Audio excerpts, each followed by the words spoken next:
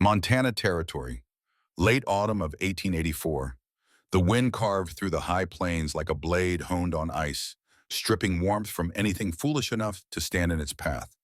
Frost clung to the iron gates of the Ashford estate, where power and cruelty had ruled in equal measure for 2 decades.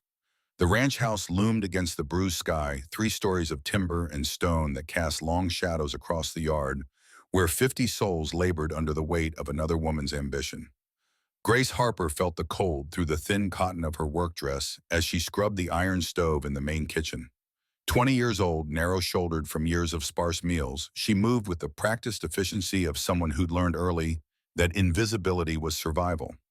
Her hands, calloused, reddened, perpetually raw, worked the brush in circular motions, the rhythm a kind of meditation that kept darker thoughts at bay. She'd been at Ashford Ranch for 3 years. Before that, an orphanage in Virginia City. Before that, nothing she cared to remember. The other house staff whispered that Grace was lucky Mrs. Ashford had taken her in, given her a position, a roof, 3 meals if she worked hard enough. Grace knew better than to call it luck. It was transaction, labor for survival, nothing more. The kitchen door banged open. Grace flinched, brush clattering into the basin. "Everyone to the yard!" The voice belonged to Frank Carver, head ranch hand, a man whose face seemed carved from the same granite as the surrounding peaks. Now! Grace's stomach tightened. Mid-afternoon summons were never good. She dried her hands on her apron, followed the other kitchen workers, Maeve the head cook, and 2 younger girls through the service corridor and out into the yard. The cold hit like a fist. Grace hugged her arms around herself, boots crunching on frost-hardened dirt. The entire household staff was gathering in a loose semicircle near the stables. Ranch hands leaned against fence posts, expressions guarded. The blacksmith stood by his forge hammer, still in hand, watching. And there on the porch of the main house stood Victoria Ashford. At 53, the widow Ashford carried herself like old-world royalty transplanted to frontier soil. Silver hair pulled back in a severe braid, cheekbones that could cut paper eyes the color of winter ice. She wore black, always black, even 17 years after her husband's death, and her gloved hands rested on the porch railing like a judge preparing to deliver sentence. "I will say this once." Victoria's voice carried across the yard without strain, each word enunciated with the precision of someone who'd never had to raise her voice to be obeyed. "This morning I discovered my sapphire necklace missing. The one my late husband purchased in San Francisco for our 20th anniversary. The chain is 18-karat gold. The stones are Burmese flawless." Grace's throat went dry. She dusted Mrs. Ashford's bedroom yesterday morning, as she did every Tuesday and Thursday. The jewelry box had been sitting on the vanity lid closed. "The necklace was last in my possession 3 days ago." Victoria's gaze swept across the assembled faces, and Grace felt the weight of it like physical pressure. "This morning when I opened the box to wear it to the Carrington reception, it was gone." Murmurs rippled through the crowd. Grace kept her eyes down, heart hammering. "Don't look suspicious. Don't draw attention." "I have summoned Sheriff Dawson from town," Victoria continued.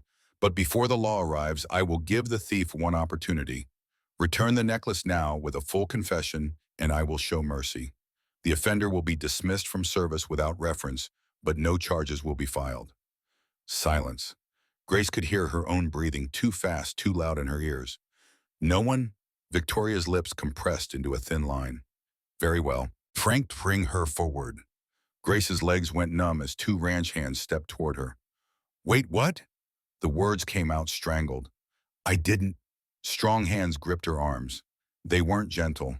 Grace stumbled as they dragged her toward the center of the yard, her boots leaving scuff marks in the dirt. Around her, faces turned away. No one met her eyes. Not Maeve. Not the younger girls. Not the ranch hands she'd served meals to for 3 years.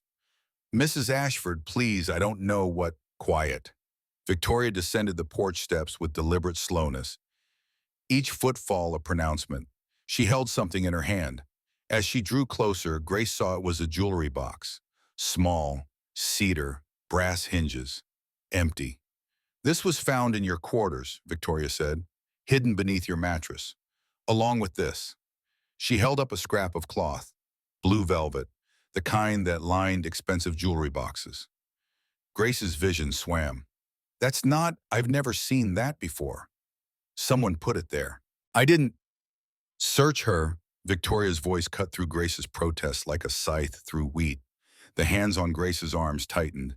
Someone else stepped forward. Martha, the head housekeeper, a woman Grace had thought almost kind. Martha's expression now was flat, unreadable. She patted down Grace's dress, checked her pockets, her apron. Nothing, ma'am. Check the seams. Martha hesitated, then pulled a small knife from her belt. Grace felt the blade slice through the hem of her apron, the waistband of her dress. Fabric tore. Stitching gave way. Nothing. Her shoes. Grace tried to pull away. Please, this is insane. I didn't take anything. I swear before God. Remove them. Someone forced Grace to her knees. Her boots were yanked off with enough force to scrape skin. Martha examined them, shook them, even pried at the heels. Nothing.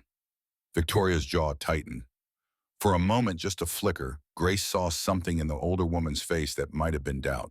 Then it was gone, replaced by cold certainty. The necklace is missing, Victoria said. The box was in your room. You had access to my chambers. You cleaned them yesterday. So did two other girls, Grace gasped out. I wasn't alone. Maeve was there. She can tell you. Maeve was supervising in the hallway. You were the only one who entered my bedroom. Victoria's voice dropped lower, more dangerous. And you are the only one with a history of theft. Grace's blood turned to ice. I was 12, she whispered. I took bread from a bakery because I was starving. The orphanage. A thief is a thief, Victoria turned to address the crowd. This woman came to us from the Virginia City Foundling Home 3 years ago. Her records show a pattern of petty larceny. I was told she had reformed. I gave her a chance. Grace wanted to scream that she'd been a child, that stealing bread to survive wasn't the same as stealing jewelry, that the records were from a time when she'd had no choice. But her throat closed around the words, because she could see it in Victoria Ashford's eyes now. Not doubt, not uncertainty. Decision. Since the necklace has not been recovered, Victoria said, and since the accused refuses to confess or return what she has stolen, I am left with no choice but to make an example. In the absence of law, I must be law.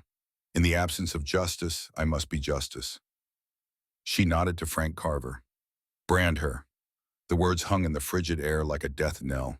For 3 seconds, no one moved. Then the crowd erupted, not in protest, but in shocked whispers, nervous shuffling. Grace heard someone say, too far, and someone else hiss, shut your mouth. Mrs. Ashford, Frank said, and his voice was careful, measured. That ain't legal. Sheriff Dawson. Sheriff Dawson is 3 hours away and will not arrive until after dark. Victoria's gaze never left Grace. This ranch is 50 miles from the nearest town. I am the law here, and I will not have thieves in my employ. If word spreads that stealing from the Ashford household goes unpunished, every drifter from here to Helena will think this place an easy mark. Ma'am, Frank's hand tightened on his belt, branding a person that's a hanging offense. You'd be no better than what? Victoria's eyes flashed. Than the Blackfoot who branded white captives? Than the outlaws who marked their victims? I am not mutilating this girl. I am identifying her for what she is. A thief, so that every employer from Montana to California will know not to trust her. Grace's lungs couldn't pull air. The yard spun. She tried to stand, but the hands on her shoulders forced her down. Someone was crying, one of the kitchen girls. Someone else was praying. Frank Carver looked at the blacksmith. The blacksmith looked at his forge, where the coals still glowed orange from the morning's work. His face was ashen. I won't do it, the blacksmith said. Then you're dismissed. Victoria's voice didn't rise. Pack your things and leave by nightfall. Anyone else who refuses will join you. The blacksmith stared at her. Grace could see him calculating. He had a wife, 3 children, winter coming on. Work was scarce. The Ashford ranch paid better than most. He looked away. Someone else, then. Victoria scanned the crowd. Her gaze landed on the brand used for marking cattle, a simple A for Ashford. She pointed to it. Heat that, use the small one, on her right hand where it will be seen. Grace's voice finally unlocked. No, no, please, Mrs. Ashford, I didn't take your necklace. I swear on my life. Please don't do this. Please. Victoria raised one gloved hand. Frank Carver dragged Grace toward the fence where a workbench sat. Someone else Grace couldn't see who grabbed her right arm and slammed her hand palm down on the rough wood. Splinters bit into her skin. She thrashed, tried to pull away, but there were too many hands now holding her shoulders, her back, her legs. Through the haze of terror, Grace saw a figure near the stables, a man she didn't recognize. Tall, broad-shouldered, wearing a duster coat and a wide-brimmed hat that shadowed his face. He stood apart from the crowd, utterly still watching. Something about his stillness felt different from the other's paralysis, like he was waiting, calculating. Then Grace's attention snapped back as she heard the forge roar to life. "Mrs. Ashford," a new voice. Maeve the cook, stepping forward with her hands twisted in her apron. "Please, the girl's not been trouble before. Maybe someone else." "Are you confessing, Maeve?" The cook's mouth opened, closed. She looked at Grace and there was pity in her eyes but also relief. Relief that it wasn't her on that bench. "No, ma'am." Then step back. The smell of heating iron reached Grace's nose, acrid metallic. She yanked at her pinned hand, felt skin tear on splinters. Didn't care. Her voice came out raw, animal. "I didn't do it. Someone's lying. Please, someone has to believe me." No one answered.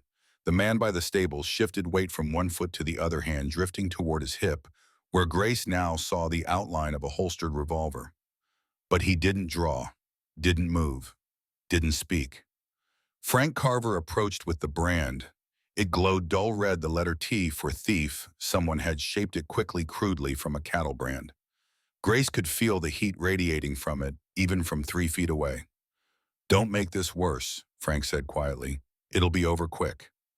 Grace didn't have words anymore, just a high, keening sound that she didn't recognize as coming from her own throat. The brand descended. Pain. Not like anything Grace had ever known. Not like cold or hunger or the strap at the orphanage. This was white-hot, obliterating, a sun exploding against her flesh. The smell of burning skin, her skin filled her nose, her mouth. She heard screaming and realized dimly it was hers. Then the brand lifted and the world went black around the edges. Grace collapsed against the bench, hand curled protectively against her chest. She could feel blisters already forming the flesh, bubbling and weeping. When she forced her eyes open, she saw the letter T seared into her palm in angry red and black. "Get her out of here." Victoria's voice came from very far away. "Off my land. If she's found within 10 miles of this ranch by morning, she'll be shot as a trespasser." Hands lifted Grace. She couldn't feel her legs. The yard tilted and swam. She saw faces blur past Maeve's tear-stained cheeks, the younger girls huddled together, the blacksmith staring at the ground. And still that man by the stables watching, with an expression Grace couldn't read. They dragged her to the gate. Her boots scraped twin trails in the dirt.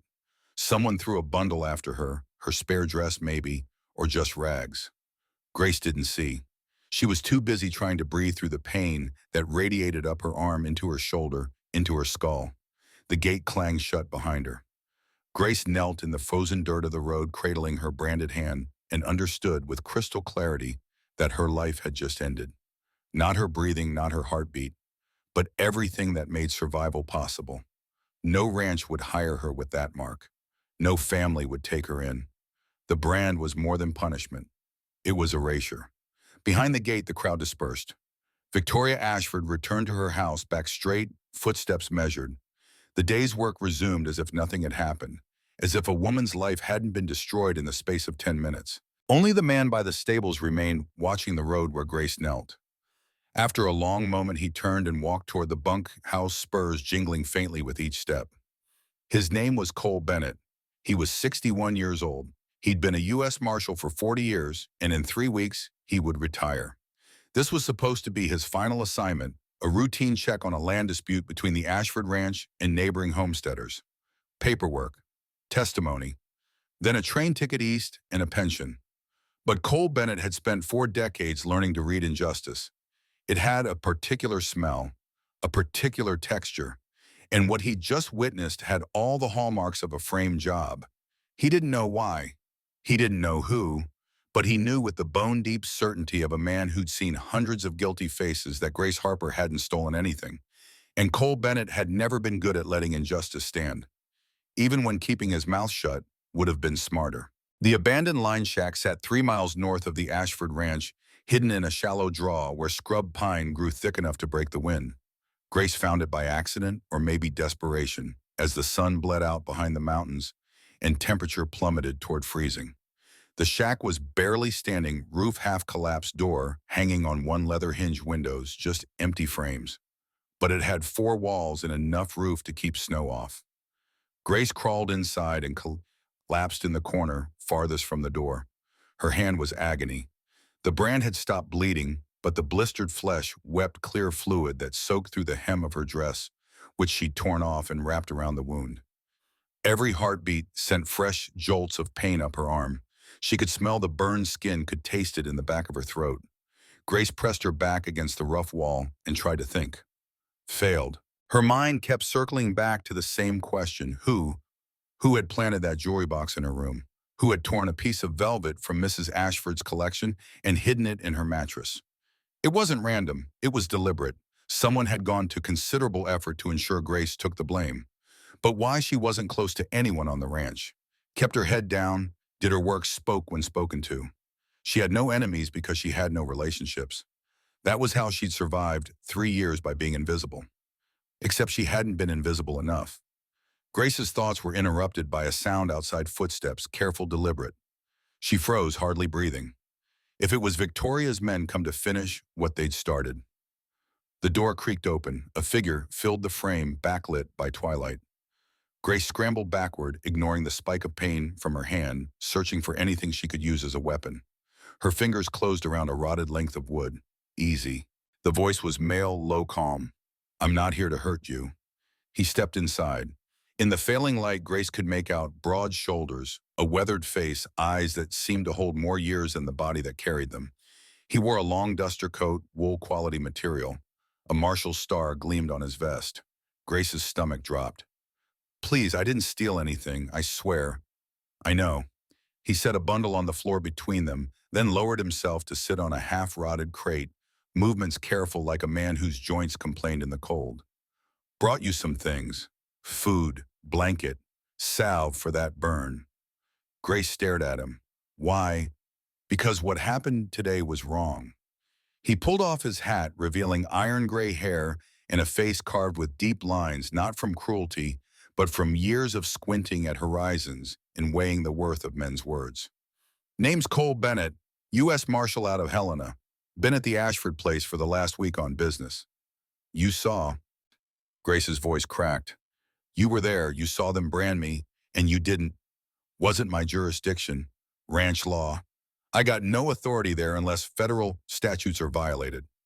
Cole's jaw tightened. But Mrs. Ashford branding you, that crossed a line. Way I see it, that makes it my business. Grace laughed, a harsh, broken sound. So arrest her. Can't. Not yet. No evidence. She's guilty of anything but cruelty, and that ain't a federal crime. He leaned forward, the elbows on knees. But someone stole that necklace. Someone framed you. And I aim to find out who.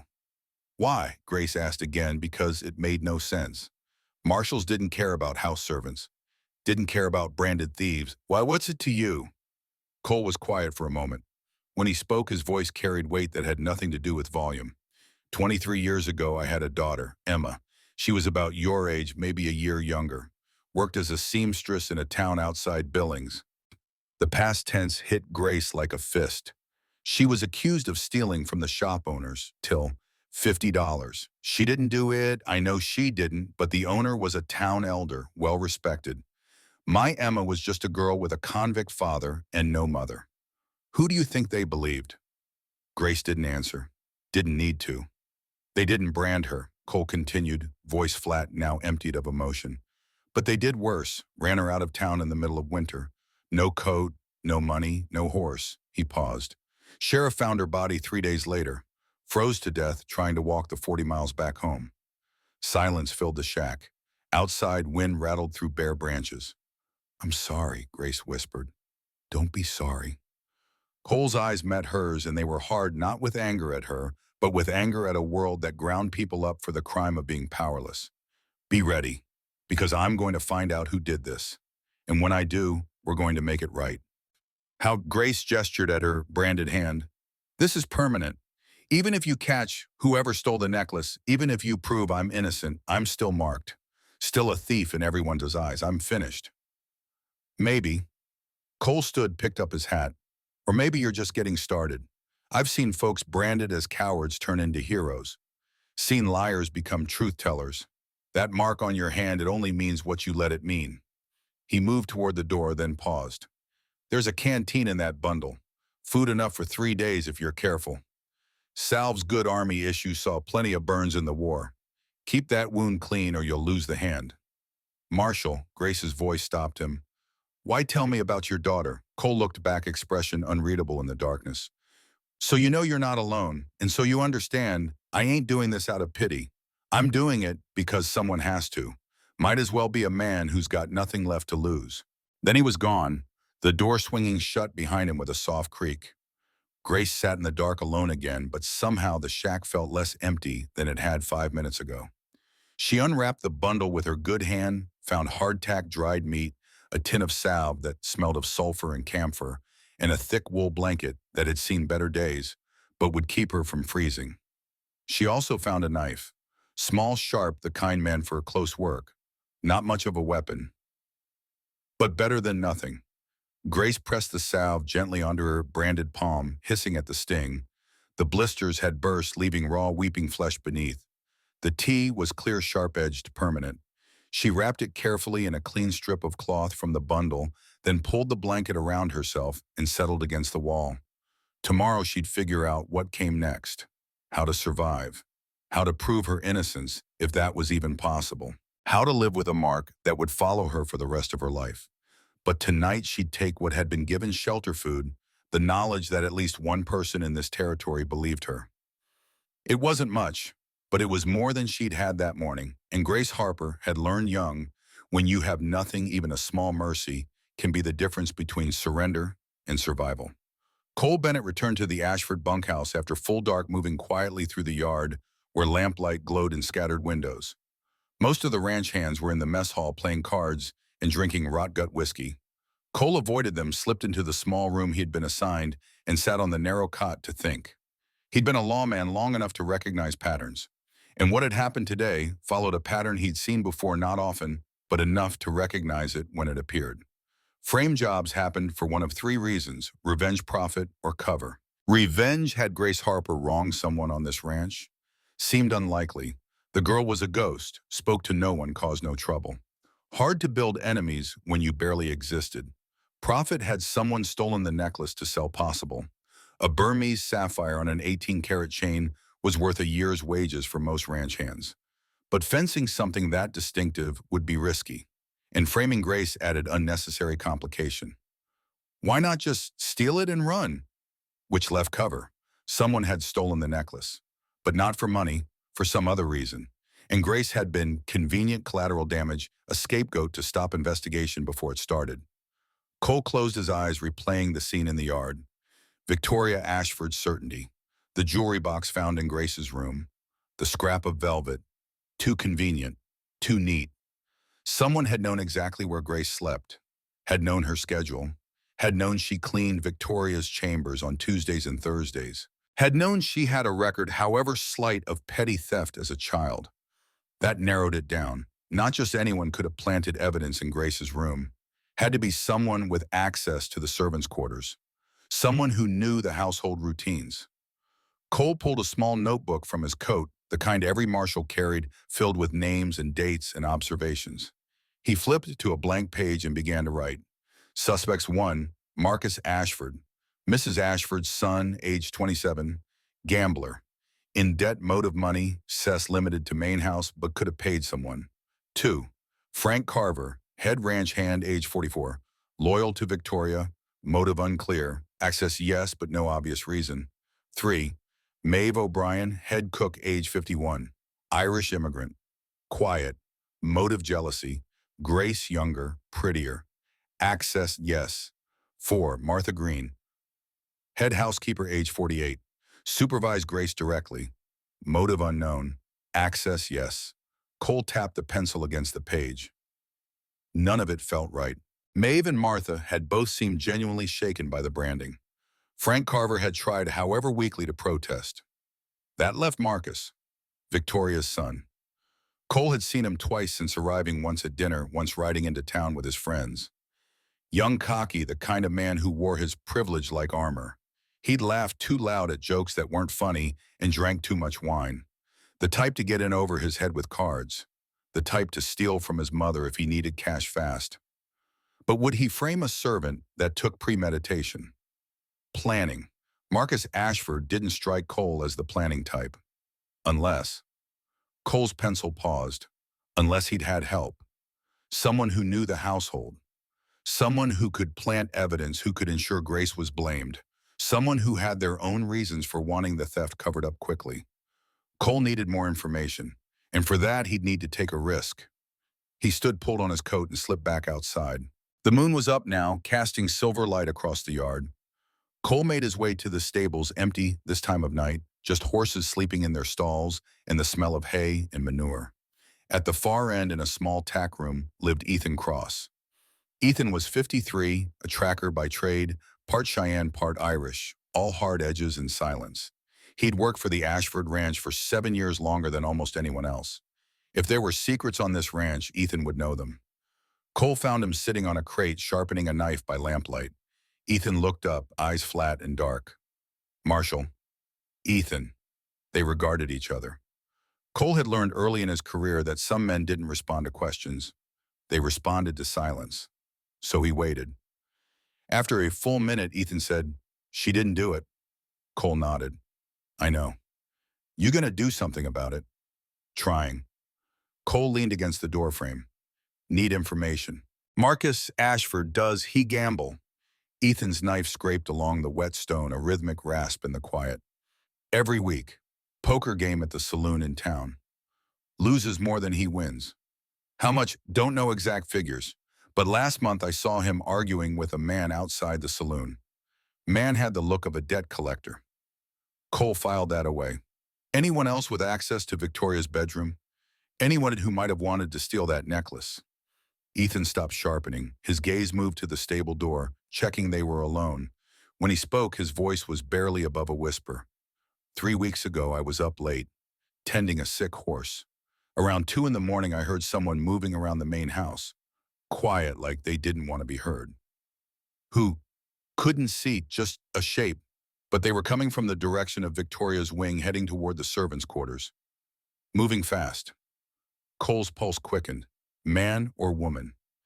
Can't say for certain. Medium height. Could have been either. "Why didn't you report it?" Ethan's expression didn't change, but something in his eyes darkened. "Because I'm half-breed, Marshall. On a ranch like this, I report something without proof, I'm the one who gets accused. I keep my head down and do my job. It's kept me alive this long." Cole understood. Didn't like it, but understood. "Anything else? Anything strange in the weeks before the theft?" Ethan considered. "Martha, the housekeeper, she's been nervous, jumpy. Started about a month ago. Asked Victoria for time off twice. Got denied both times. That's not like her. Martha's worked here 14 years without missing a day." "You think she's involved?" "I think she's scared." Which could mean anything: guilty, conscious knowledge of something she didn't want to know, or fear of being next. Cole would need to talk to Martha, but carefully. Spook her and she'd clam up or run. "One more thing." Ethan slid the knife back into its sheath. "That brand they used on the girl. It wasn't the standard cattle brand. Someone made it special. Had to be done in advance. You don't just shape iron into letters on a whim. Takes planning." Cole's blood went cold. He'd missed that detail. But Ethan was right. The brand had been too clean, too deliberate, which meant someone had known before Victoria discovered the theft that Grace would be accused. This wasn't opportunistic. It was calculated. "Thanks." Cole pushed off from the doorframe. "You see or hear anything else, you find me." Ethan nodded once. "Marshall, that girl's got no one, no family, no friends. She's an easy target. Whoever did this, they picked her because she's disposable." "I know. You planning to change that?" Cole met Ethan's gaze. "I'm planning to try." Ethan almost smiled. Not quite, but close. "Then maybe she's got a chance." Cole left the stables and returned to his room. He didn't sleep. Instead, he sat on the cot and added notes to his ledger, circling names, drawing connections. Marcus Ashford, motive limited access. Martha Green access. Acting strange possibly knows something. Unknown person moving through house at night 3 weeks ago. Brand made in advance premeditation planning. Tomorrow he'd start digging. Carefully, quietly. Because if his suspicions were correct, someone on this ranch was dangerous. And they'd already proven willing to destroy an innocent woman's life to protect their secret. Cole had 3 weeks left before his retirement. 3 weeks to find the truth. He'd spent 40 years hunting down outlaws, murderers, thieves. This should be simple. But as he stared at the list of names, a cold certainty settled in his chest. This was going to be the hardest case of his career, because the people he was hunting weren't desperate criminals. They were respectable. They had power. And they'd use that power to brand a woman like livestock. If Cole exposed them, they'd fight back with everything they had. And if he failed, if he couldn't prove Grace's innocence, she'd die out in that shack, or on the road, or in some other forgotten corner of Montana. Just another disposable girl that nobody cared about. Just like Emma. Cole's jaw tightened. He picked up the pencil again and wrote one more line. Time 21 days, then I'm gone. If I can't solve this before retirement, no one will. 21 days to catch a thief. 21 days to save Grace Harper. 21 days to finally get justice for the daughter he'd failed. The clock was ticking. Grace woke to frost coating the inside of the shack's walls, and her breath forming clouds in the frigid air. Her hand throbbed with a deep, sullen ache that made her nauseous. She unwrapped the bandage, carefully wincing at the side of the brand's still weeping edges, red and inflamed. But not infected. Not yet. She applied more salve, rewrapped the wound, then forced herself to eat some of the hardtack and dried meat Cole had left. It tasted like sawdust, but she chewed mechanically, knowing she'd need strength for whatever came next. What did come next? She couldn't stay in this shack forever.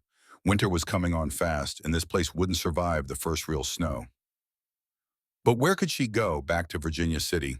The orphanage wouldn't take her. 20 was too old. Besides, word of her branding would spread. Small towns talked. By the time she reached any settlement, her reputation would have arrived first. West, maybe.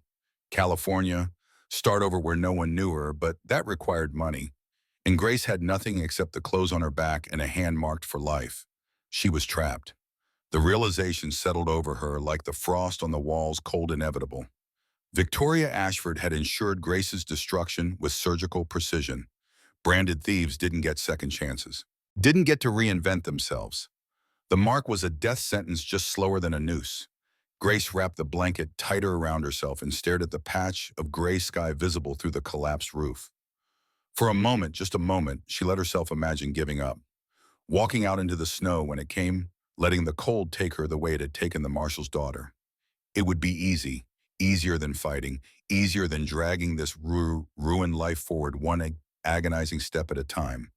Then she looked at her hand again, at the T burned into her palm, and something inside her, something stubborn, something sharp said no. They'd marked her, humiliated her, destroyed her name and her future. But they hadn't killed her. She was still breathing, still thinking. And if there was one thing Grace Harper had learned in 20 brutal years of life, it was this. As long as you're breathing, you're fighting. She didn't know how yet. Didn't know what weapon she could possibly use against people like the Ashfords. But she'd find a way, because the alternative was letting them win. And Grace would rather die fighting than die quiet.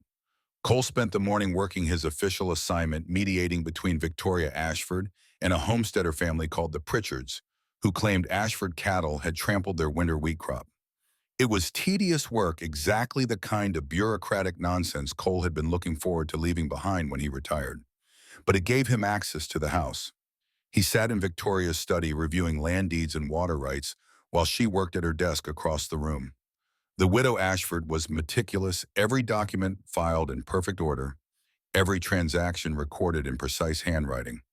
The study itself reflected that same control, mahogany furniture, polished to a mirror shine, books arranged by height on shelves, not a speck of dust anywhere. It was the room of a woman who allowed no disorder in her life. Cole pretended to read a boundary survey while actually watching Victoria.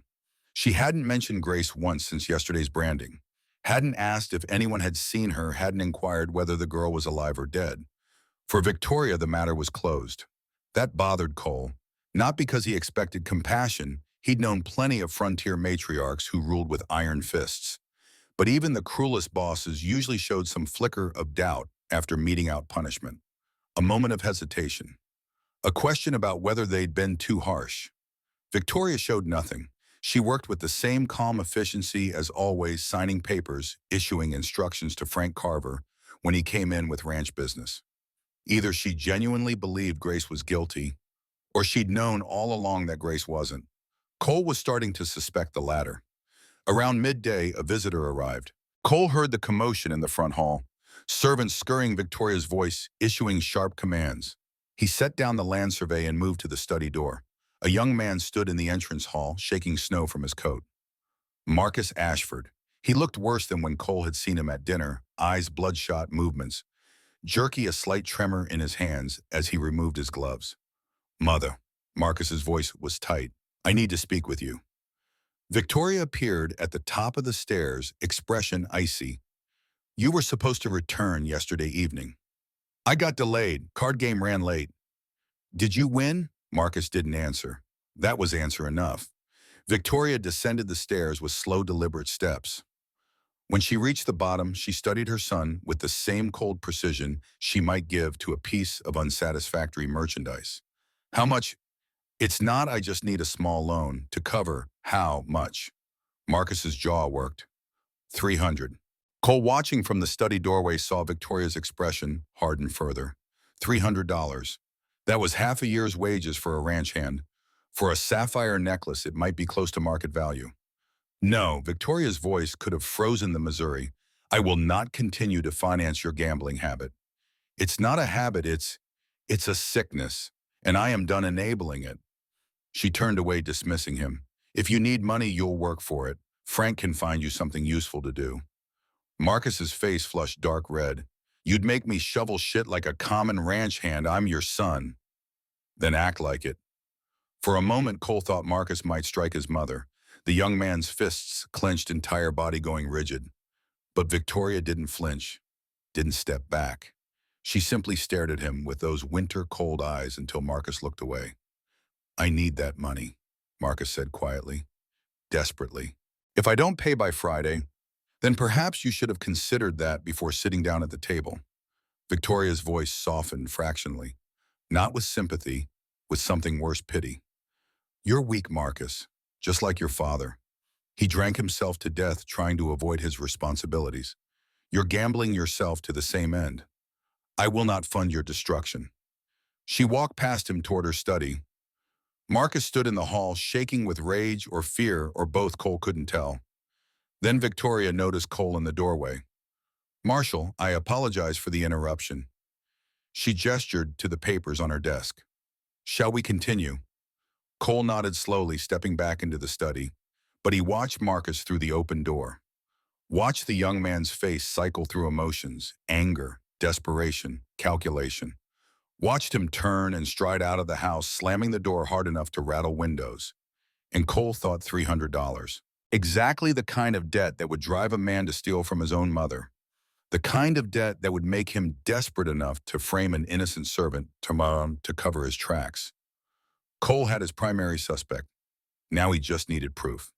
Cole waited until nightfall before making his move. The ranch house was dark except for Victoria's study, where lamplight still glowed behind heavy curtains. He'd watched Marcus ride out an hour ago, headed back toward town, posture, slumped in the saddle like a man carrying the weight of his own poor choices. The servants' quarters sat behind the main house, a long, narrow building that had once been a barn before Victoria converted it. 12 small rooms, each barely large enough for a cot and a trunk. Grace's had been the third from the end.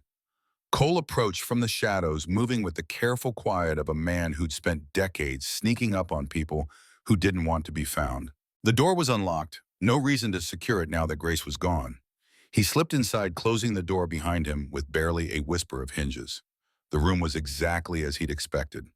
Spartan, a narrow bed with a thin mattress, one blanket, a wooden trunk at the foot of the bed, a small table with a chipped basin for washing. Nothing personal, No photographs, no letters, no books. Grace Harper had lived here for 3 years and left no mark. Cole lit a match shielding the flame with his hand and examined the mattress. Someone had already searched it. The ticking was slashed open in several places where they'd pulled out the straw filling. He ran his fingers along the wooden frame, checking for hidden compartments. Nothing. The trunk yielded even less. Two spare dresses, both mended multiple times. A pair of work boots with holes in the soles. A small cloth bag containing a needle thread and 3 buttons. That was it. The sum total of Grace Harper's possessions. No jewelry box. No scraps of velvet. Of course not. Those had been planted. But by whom? Cole extinguished the match and stood in the darkness thinking. Whoever framed Grace had needed access to this room. That meant servants or someone who could move through the quarters without raising suspicion. Victoria wouldn't have come herself too obvious. Marcus was possible, but he'd have been noticed. Young men didn't wander through the women's quarters without comment, which left the household staff.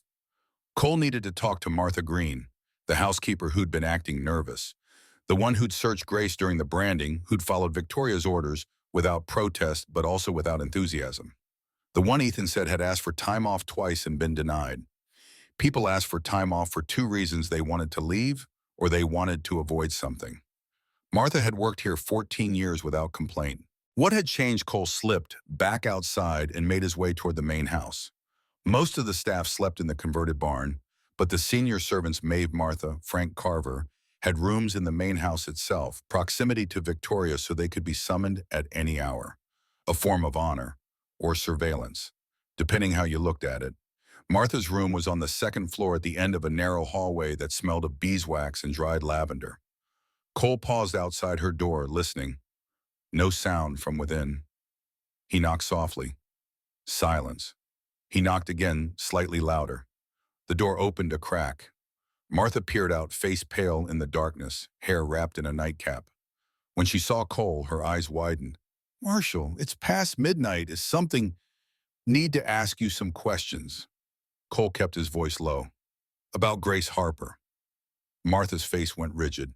"That girl's gone," Mrs. Ashford said. "I know what Mrs. Ashford said, but I'm asking what you say." Cole held her gaze. "You've worked here 14 years. Never missed a day. Then a month ago you start asking for time off. Why? That's none of your..." "Martha." Cole's voice sharpened. "I've been a lawman for 40 years. I know when someone's scared, and you're scared. Question is, what are you scared of?" Martha's hand tightened on the doorframe. For a moment, Cole thought she'd slam the door in his face. Then her shoulders sagged. "Not here," she whispered. "The wall she has people listening." "Where?" "Storage cellar. Behind the kitchen. 10 minutes." The door closed before Cole could respond. He made his way downstairs, found the kitchen dark and cold, the stove banked for the night. The storage cellar was accessed through a trapdoor near the pantry, steep wooden stairs leading down into a space that smelled of earth and preserved vegetables. Cole lit a small oil lamp he'd brought and waited. Martha appeared 5 minutes later, wrapped in a heavy shawl, carrying her own lamp. She descended carefully, closing the trapdoor above her. Down here, the lamplight cast dancing shadows across shelves lined with jars and crates. "Talk fast," Martha said. "If Victoria finds out I spoke to you..." "Grace didn't steal that necklace." "I know." Martha's voice was barely audible. Cole's pulse quickened. "You know how..." Martha sank onto a crate, suddenly looking much older than her 48 years. Her hands twisted in the fabric of her shawl, knuckles white. "Because I saw who did." The words hung in the cold cellar air like frost. Cole forced himself to stay calm, to not push too hard. Martha was balanced on a knife's edge between fear and confession. One wrong word and she'd bolt. "Tell me," he said quietly. Martha drew a shaky breath.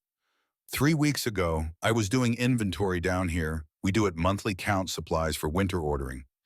It was late, maybe 10 o'clock. I heard someone moving around upstairs in the kitchen. Figured it was Maeve getting an early start on bread dough." She paused, gathering courage. "But then I heard footsteps going toward the main house. Heavy footsteps. Not Maeve. I came up to check, and I saw..." Her voice cracked. "I saw Marcus, Mrs. Ashford's son. He was carrying something wrapped in cloth, moving fast like he didn't want to be seen." Did he see you? No, I ducked back down here, waited until he was gone. Then I went to bed and tried to forget about it. But you didn't forget. Martha shook her head. Next day, Marcus rode into town, came back late drunk, bragging to the ranch hands about a big card game. Said he'd come into some money and was going to win it all back. Cole's mind raced. Marcus had stolen the necklace 3 weeks ago, had probably pawned it or sold it outright, used the money to gamble, lost it all, and now found himself in the same desperate position, maybe worse. Why didn't you tell Victoria? Martha laughed a bitter, broken sound. Tell her that her only son is a thief, and tell her that the boy she spent 20 years grooming to take over this ranch that stole from her Marshall. You don't understand what Victoria Ashford is like. She doesn't forgive. She doesn't forget. She'd destroy me for knowing, for not telling her immediately. So you kept quiet and watched that poor girl get branded for something Marcus did. Martha's eyes filled with tears. I'm a coward. I know it. But I have a sister in Chicago. She's sick, needs medicine. I send her half my wages every month. If Victoria fires me, Sarah dies. So I stayed quiet and I hated myself for it. Cole understood. The math was brutal, but simple, one girl's life against another's. Martha had made her choice. Most people would have made the same one, but that didn't make it right. Marcus couldn't have planted the evidence in Grace's room alone, Cole said.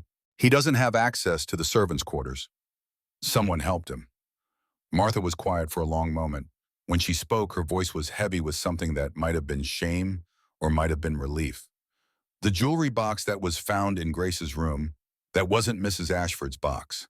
I've handled her jewelry collection for years. I know every piece. That box was new. Someone bought it in town, made it look old. Who? I don't know, but 3 days before the necklace was reported missing, I saw Marcus talking to someone in the stables. Couldn't see who it was, dark, and they were keeping their voices low. But whoever it was, they were arguing, and I heard Marcus say, just do it exactly like we planned. Cole's jaw tightened. So this wasn't improvised desperation. Marcus had planned it, had arranged for Grace to take the fall, had worked with someone on the ranch to frame her. This person Marcus was talking to, man or woman, couldn't tell, medium height, wearing a long coat. That didn't narrow it down much, but it confirmed what Cole had suspected. Marcus wasn't smart enough to pull this off alone. He'd needed help. Someone who knew the household routines, who could move through the servants' quarters without suspicion, who could plant evidence and make sure Grace was the one accused. Why Grace? Cole asked. Why her specifically? Martha wiped at her eyes. Because she's nobody, no family, no friends. A girl with a record from the orphanage, even if it was just stealing bread as a child. She was perfect. Victoria wouldn't question it. No one would defend her, and she'd disappear without anyone caring. Except Martha had cared, just not enough to speak up. What are you going to do? Martha asked. If you confront Marcus, he'll deny it. It's my word against his, and I'm just the housekeeper. Victoria will never believe me. Then I'll need more than your word. Cole stood. I need proof. Where would Marcus have sold the necklace? Town's too small. Everyone knows everyone. He'd have gone to Helena, maybe Butte. Somewhere he could pawn it without word getting back to Victoria. That's a start. Cole moved toward the stairs. You keep your mouth shut. Don't tell anyone we talked. And Martha, don't hate yourself too much. You're doing the right thing now. That counts. Does it? Martha's voice was hollow. That girl's still branded, still marked for life. Whether we prove her innocent or not, she's ruined. I did that. I stayed silent and let it happen. Cole didn't have a good answer for that, because Martha was right. Even if they exposed Marcus, even if they dragged him before a judge and made him confess, Grace would still carry the scar. Still be known as the girl who'd been branded a thief, innocent or not. Some damage couldn't be undone, but that didn't mean you stopped trying. Get some sleep, Cole said. I'll be in touch. He climbed back up into the kitchen, leaving Martha sitting alone in the cellar among the preserved vegetables and her guilty conscience. Grace spent the second day in the mine shack fighting off fever. The brand on her hand had turned angry red edges, weeping yellow pus despite the salve. She knew infection when she saw it, had seen enough injuries at the orphanage, watched children lose fingers, toes, whole limbs to festering wounds. She needed better medicine, needed a doctor. But doctors cost money and she had none. Doctors also asked questions about how a woman came to have a fresh brand on her palm. And those questions would lead back to the Ashford Ranch, back to Victoria, back to a noose or a bullet. So Grace gritted her teeth and reapplied the salve every few hours, wrapped the wound in the cleanest cloth she could tear from her spare dress, and tried not to think about what would happen if the infection spread. She was dozing in and out of feverish half-sleep when she heard horses. Grace's eyes snapped open. She scrambled to the corner farthest from the door, heart hammering. Victoria's men coming to finish what they'd started. Or bounty hunters. Or just drifters who'd seen smoke from her small fire and decided to investigate. None of the options were good. The door swung open. Sunlight streamed in, silhouetting a figure Grace recognized even through the fever haze. Cole Bennett dismounted and stepped inside, closing the door quickly behind him. He carried a leather satchel that he set down gently before kneeling beside Grace. "Let me see the hand." Grace hesitated, then extended her branded palm. Cole unwrapped the bandage with practiced care, and his expression darkened. "It's infected. Bad." "I know." Grace's voice came out hoarse. "The salve isn't strong enough." "No, it's not." Cole pulled items from his satchel, glass bottles, clean bandages, a small flask of whiskey. "This is going to hurt. A lot. But if we don't clean it properly, you'll lose the hand. Maybe more." Grace nodded. She'd expected this. Dreaded it, but expected it. Cole soaked a cloth in whiskey met her eyes. "You want something to bite down on. Just do it." He pressed the whiskey-soaked cloth against the infected brand. Grace's world exploded into white-hot agony. She heard herself scream, couldn't stop it, didn't try. The whiskey felt like liquid fire poured directly into her veins. She could smell it burning away the pus, the dead flesh eating down to raw nerve endings. Then it was over.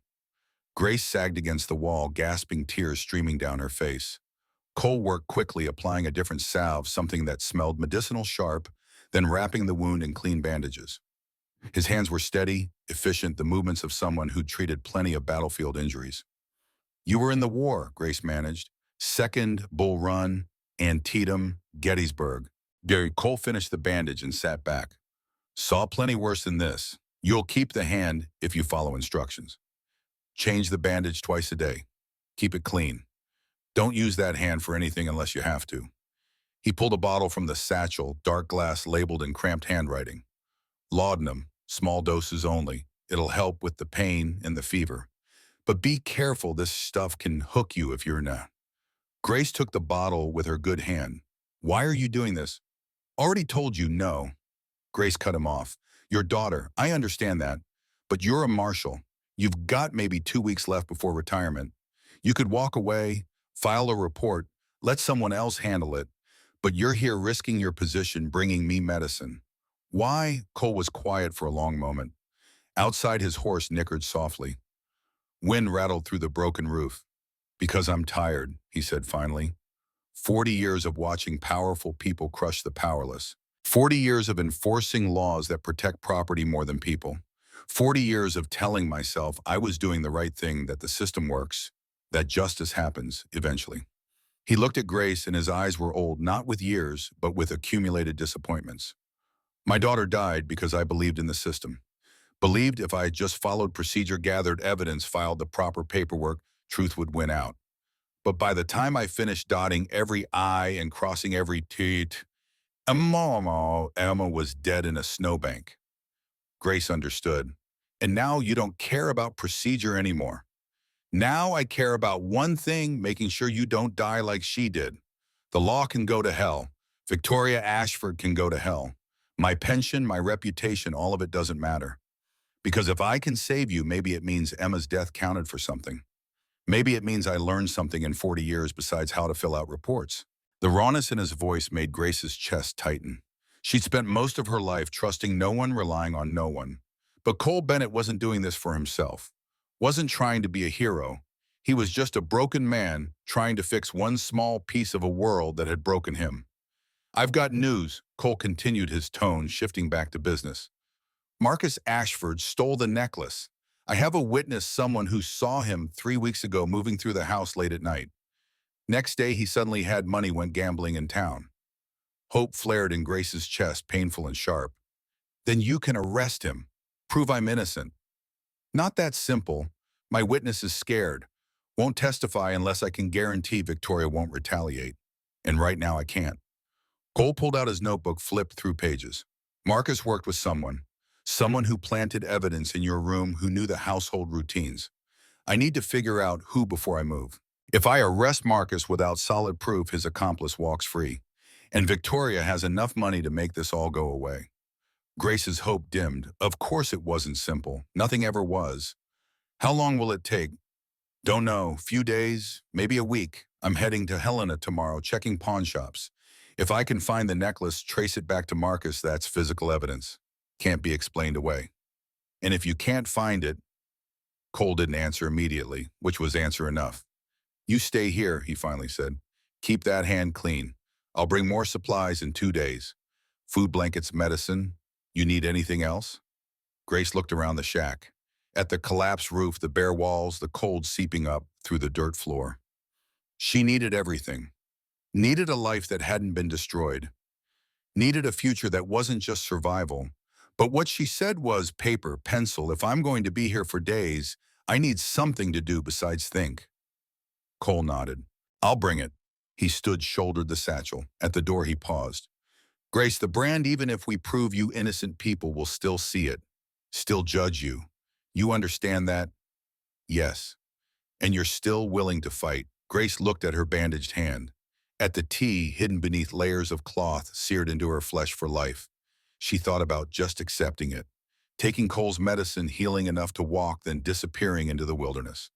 Letting Grace Harper die and becoming anyone else. But that felt like giving up. Like letting Victoria Ashford and Marcus and whoever else was involved win. I'm still willing, she said. Cole's expression softened fractionally. Might have been respect, might have been sadness. Good, because this is going to get harder before it gets better. Then he was gone, the door swinging shut, leaving Grace alone with her pain and her anger and the small, fragile ember of hope that maybe, just maybe, justice was still possible, even in a world that seemed designed to crush it. Cole rode toward Helena the next morning, leaving before dawn. The journey would take most of the day, 40 miles of rough terrain, twice that if he wanted to check Butte as well. But he needed to find that necklace. Needed physical evidence that would stand up in court, that couldn't be dismissed as hearsay or vendetta. The mountains rose around him as he rode, autumn aspens, already bare snow, dusting the higher peaks. Beautiful country, harsh, unforgiving to the weak or unlucky. Emma had died in country like this. Frozen to death walking a road not much different from the one Cole traveled now. He'd found her body himself 3 days after the store owner had run her out of town. She'd made it 18 miles before the cold took her. Died curled up under a pine tree, arms wrapped around herself like she was trying to hold in warmth that no longer existed. The town sheriff had ruled it accidental death. Case closed. The store owner, who'd actually stolen the money himself, Cole learned later, lived another 12 years before dying peacefully in his sleep. No justice, no consequences. Just another dead girl nobody cared about.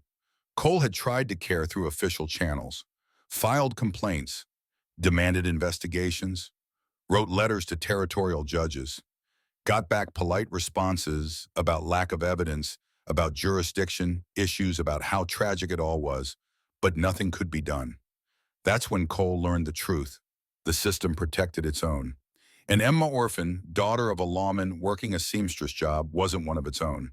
He'd spent the next 20 years trying to prove that lesson wrong. Tried to be the lawman who did care, who fought for the powerless, who made the system work like it was supposed to.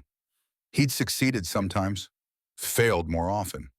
And now, 3 weeks from retirement, he was right back where he'd started fighting to save a girl who reminded him too much of Emma, armed with nothing but stubborn refusal to accept that powerful people could destroy lives without consequence. Maybe he was a fool. Probably was. But he was a fool who'd rather die trying than live with more regrets. Helena came into view around midday, territorial capital. Bigger than most Montana towns, with actual streets and brick buildings and a sense of permanence that most frontier settlements lacked. Cole headed straight for the commercial district, where pawn shops clustered like carrion birds around the bones of other people's desperation. He started with the largest shop, owned by a man named Silas Grant, who Cole had dealt with before. Grant was crooked, but smart enough to stay just inside the law. He kept records, didn't ask too many questions. Perfect place for someone like Marcus to fence stolen jewelry. The shop smelled of dust and desperation. Grant looked up from behind a counter covered in watches, knives, and other items people had traded for cash they'd probably already spent. Marshall Bennett. Grant's smile didn't reach his eyes. Long time. Need information. Cole placed a silver dollar on the counter. Burmese sapphire necklace. 18-karat gold chain. Came through here in the last 3 weeks. Grant's expression didn't change, but his hand moved fractionally toward the dollar. Might have, might not. Memory's fuzzy. Cole added 2 more dollars. Try harder. Grant palmed the coins. Maybe I remember something, but client confidentiality. Client was Marcus Ashford, Victoria Ashford's son. Cole leaned on the counter. Young cocky, probably drunk when he came in. Would have been in a hurry. Grant's eyes narrowed. You're asking about the Ashfords, Marshall. I don't want that kind of trouble. Then you shouldn't have bought stolen property. Cole kept his voice level. I can come back with a warrant, tear this place apart, find all sorts of interesting things, I'd bet. Or you can tell me what I need to know and I walk out of here forgetting that ever saw you. Grant weighed the threat. After a moment, he sighed. 3 weeks ago, young man matching that description came in middle of the day. Had a necklace wrapped in a handkerchief. Nervous, kept looking over his shoulder. I asked where he got it. He said it was a family piece, needed cash fast. And you believed him. I believed he had something valuable and I could buy it cheap. Grant shrugged. Business is business. How much did you pay? 200. It was worth 4, maybe 5. But he was desperate, took the first offer. $200. Not even enough to cover Marcus's $300 debt, which meant he'd been counting on winning big at the card table to make up the difference. Instead, he probably lost it all and ended up even worse off. You still have the necklace. Grant shook his head. Sold it 2 weeks ago. Buyer from San Francisco in town on railroad business. Paid $450. Didn't ask questions. Cole's hopes sank. Dead end. The necklace was gone, probably already reset into different jewelry or sitting in some San Francisco socialite's collection. No way to trace it back to Marcus now. You keep records.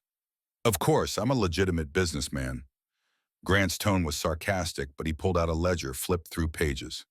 Here, purchase dated October 8th, sold October 20th. Buyer's name, he squinted at his own handwriting. Patterson, Theodore Patterson, California Street, San Francisco. Cole copied the information into his notebook, but he knew it was useless. Even if he could contact Patterson, convince him to return the necklace, it would take months. And Cole had days. The young man Marcus, he say anything else, mention anyone he was working with. Grant thought back. He said something about she better hold up her end. Figured he meant a sweetheart, some girl he was trying to impress. Didn't think much of it. She. Marcus had a female accomplice. That narrowed it down significantly. Martha had access, but she was too scared, too honest in her guilt. Maeve the cook, possible, but she'd seemed genuinely distressed during the branding. One of the younger maids, maybe, but they had no motive. Unless Marshall. Grant's voice interrupted Cole's thoughts. We done here? Cole nodded absently, headed for the door. His mind was racing through possibilities, discarding them as quickly as they formed. A female accomplice with access to the servants' quarters, with knowledge of the household routines, with motive to help Marcus frame Grace. Who benefited from Grace's destruction? That was the question Pauline should have been asking all along. Frame jobs happen because someone wanted someone else out of the way. Usually for reasons of jealousy or rivalry, or Cole stopped in the middle of the street, causing a wagon to swerve around him with a curse from the driver. Or ambition. What if this wasn't about the necklace at all? What if the theft was just a means to an end? Marcus needed money, yes. But his accomplice, what did she need? A position, a promotion, a place in the household that was currently occupied by someone else. Grace worked in the main house, cleaned Victoria's chambers, had Victoria's trust, however minimal. If Grace disappeared, someone would need to take over those duties. Someone would move up in the household hierarchy. Cole turned his horse back toward the Ashford Ranch, urgency driving him faster than caution should have allowed. Because if he was right, if the accomplice was someone ambitious enough to destroy an innocent girl just to advance her own position, then Grace wasn't safe even in that isolated shack. because ambitious people didn't leave loose ends. Sarah Mitchell was 24 years old, had been working at the Ashford Ranch for 2 years, and wanted more than anything to escape the laundry room, where she spent 12 hours a day scrubbing other people's clothes. She wanted what Grace Harper had: access to the main house, trust, visibility, a path to something better than permanently wrinkled hands and a back that ached by age 30. Marcus Ashford had offered her exactly that. "Help me with one small thing," he'd said 2 months ago, cornering her in the stables where she'd been hanging laundry. "Just plant some evidence. Make sure that orphan girl takes the blame. And when Victoria needs someone new to clean her chambers, I'll make sure she picks you." Sarah had hesitated. Grace had never done anything to her, barely spoke to anyone, kept to herself. But Grace also had what Sarah wanted. And life had taught Sarah that if you weren't willing to step on someone to get ahead, you'd spend your life getting stepped on. So she'd agreed. She'd bought the jewelry box in town with money Marcus provided, ripped a piece of velvet from an old dress, waited until Grace was at breakfast, then slipped into her room and planted both under the mattress. Simple. Easy. She'd expected to feel guilty, expected to lose sleep over watching an innocent girl get branded like cattle. Instead, she'd felt nothing. Just a vague sense of satisfaction when 3 days after Grace was expelled, Victoria had summoned Sarah to her study and offered her Grace's old position. "You'll clean my chambers on Tuesdays and Thursdays," Victoria had said. "You'll handle my personal laundry. You'll report directly to Martha, and if you do well, there will be opportunities for advancement." Opportunities. That was what mattered. Not some orphan girl who'd had her chance and lost it. Except now, the marshal was asking questions. Sarah had watched him yesterday talking to Martha in the hall, had seen Martha's face go pale, seen her hands shake. Martha knew something. Maybe not everything, but enough. And if Martha talked, if she told the marshal about the jewelry box, about Marcus, about Sarah, then everything Sarah had worked for would disappear. Worse, she'd face charges, conspiracy to frame, maybe attempted murder, depending how they wanted to charge it. Sarah couldn't let that happen. So that afternoon, when most of the ranch hands were out working the far pastures, and Victoria was locked in her study with the ranch accountant, Sarah slipped into the supply shed behind the kitchen. Found what she was looking for: rat poison kept for dealing with vermin in the grain stores. Arsenic, tasteless in strong enough beverages, fatal in sufficient doses. Martha took her tea every evening at 9 o'clock. Always the same black tea with honey drunk in her room before bed. A habit Victoria encouraged, said it kept the servants regular. Sarah had access to the kitchen. No one would question her being there. She wrapped the small bottle of poison in a cloth and tucked it into her apron pocket. Waited until evening. At 8:45, she went to the kitchen, prepared Martha's tea exactly the way the housekeeper liked it, added 3 drops of arsenic, stirred carefully, carried it upstairs on a tray, knocked on Martha's door. "Your tea, ma'am." Martha opened the door, face drawn with exhaustion. "Thank you, Sarah. Just leave it on the table."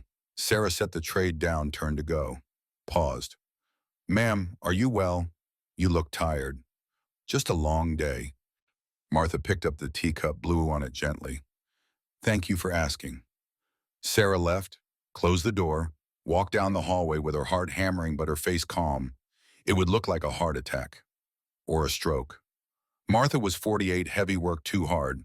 These things happened. Victoria would mourn appropriately, replace her with someone younger, and life would continue. Sarah returned to her own small room, changed for bed, and waited. 10 o'clock came. No screams, no commotion. 11 o'clock. Still nothing. Sarah began to relax. It was done. The loose end was tied off. Martha would be found in the morning, dead in her sleep, and no one would suspect poison. Why would they?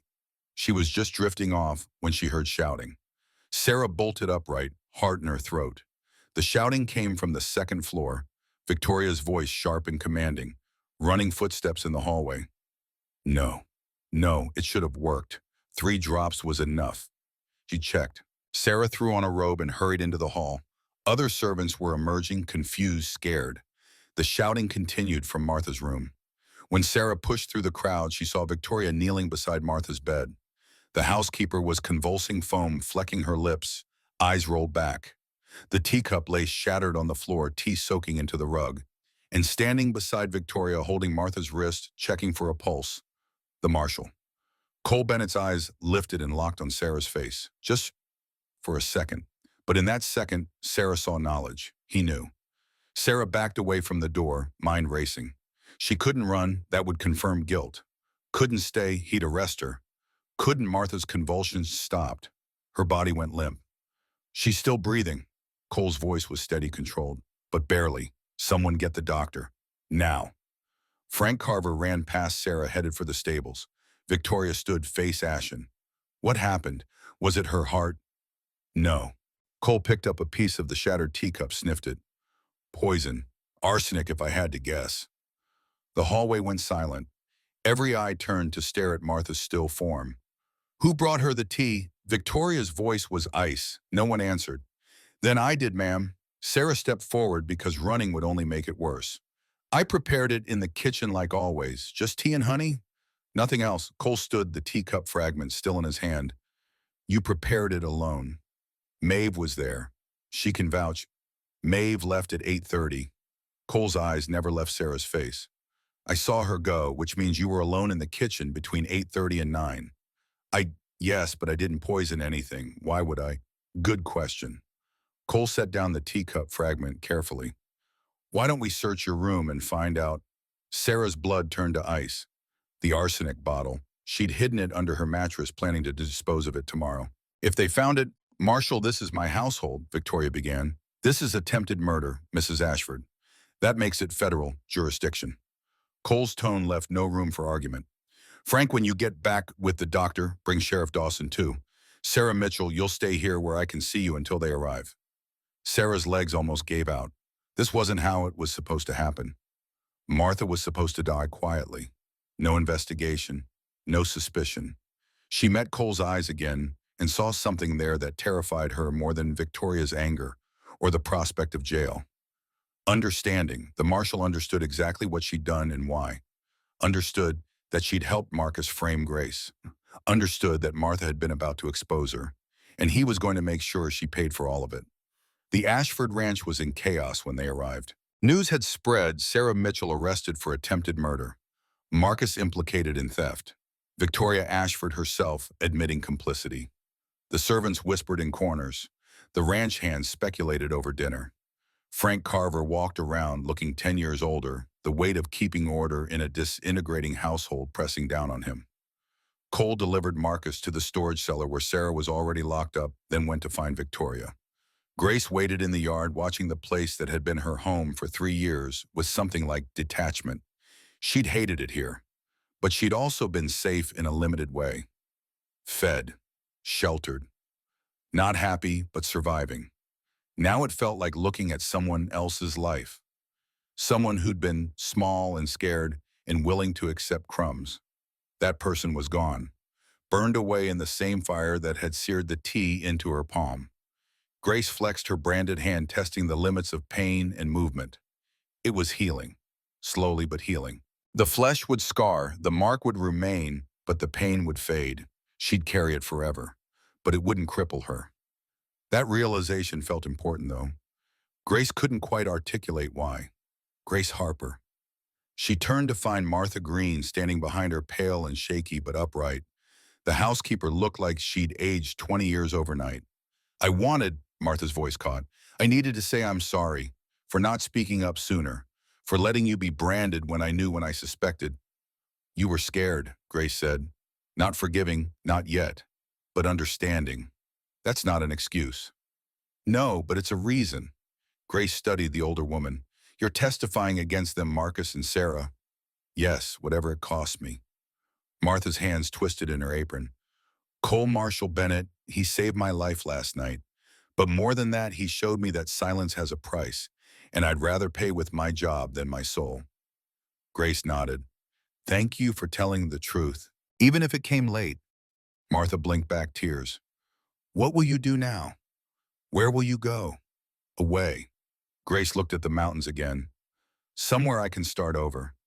Somewhere nobody knows what happened here. Take this. Martha pressed something into Grace's good hand, a small cloth bundle.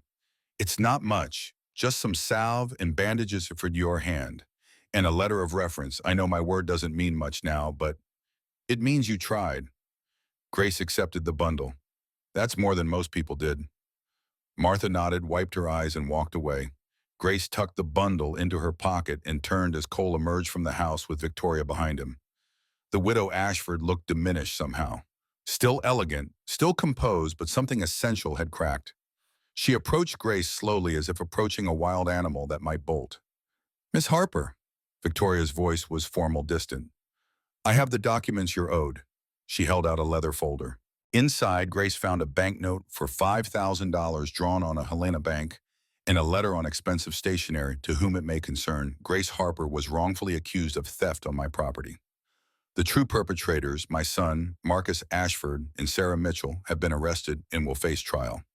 Miss Harper is entirely innocent of all charges. Any person who employs her will find her honest, capable, and trustworthy. This letter serves as full exoneration and my personal recommendation. Signed, Victoria Ashford." Two witnesses had signed below, Frank Carver and Dr. Hewitt. Grace stared at the letter, black ink on white paper, a few sentences that were supposed to undo the damage of the brand, supposed to give her back her name, her reputation, her future. It wasn't enough. Could never be enough. But it was something. "Thank you," Grace said, because her mother, dead 15 years in a childbirth that also killed the baby, had raised her to be polite even to people who didn't deserve it. Victoria's composure cracked slightly. "It's inadequate, I know that, but it's all I can offer. Money and words." She paused. "If there's anything else." "There isn't." Grace folded the documents, carefully slid them back into the folder. "We're done, Mrs. Ashford. You destroyed my life. You're paying for it. That's the extent of our business." Victoria flinched, but she nodded. "Then I wish you well, Miss Harper. Truly." She turned and walked back to her house, spine straight, head high. But Grace noticed her hands were shaking. Good, Grace thought, and felt a small, vicious satisfaction. Let her shake. Let her lie awake at night, remembering what she did. Let it haunt her. Cole touched Grace's shoulder gently. "Ready. More than ready." They mounted up, Grace riding her own horse now, a gentle mare that Cole had borrowed from the ranch stables. Grace's possessions fit in a single saddlebag, 2 spare dresses, the medicine Martha had given her, the folder containing her future. As they rode through the ranch gates, Grace looked back once, saw the main house where she'd scrubbed floors for 3 years, saw the yard where she'd been branded, saw the servants' quarters where she'd slept in a narrow bed, and dreamed small dreams of just surviving one more day. Then she turned forward and didn't look back again. They rode for 2 hours before stopping at a creek to water the horses. The sun was westering, painting the sky golden pink. Grace dismounted, legs aching, and led her mare to the water. Cole built a small fire, started coffee. When Grace joined him, he handed her hardtack and dried venison. "We'll camp here tonight," he said.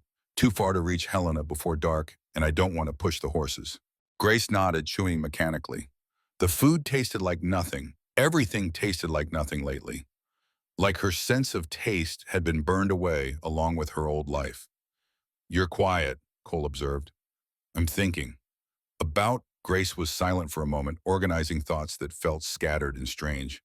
"At the saloon, when I confronted Marcus, I wanted to feel, I don't know, powerful, vindicated something, but I just felt tired."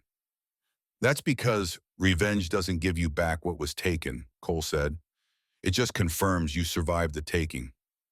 There's a difference, Veiki. So what does give you back what was taken, Din?" "Nothing."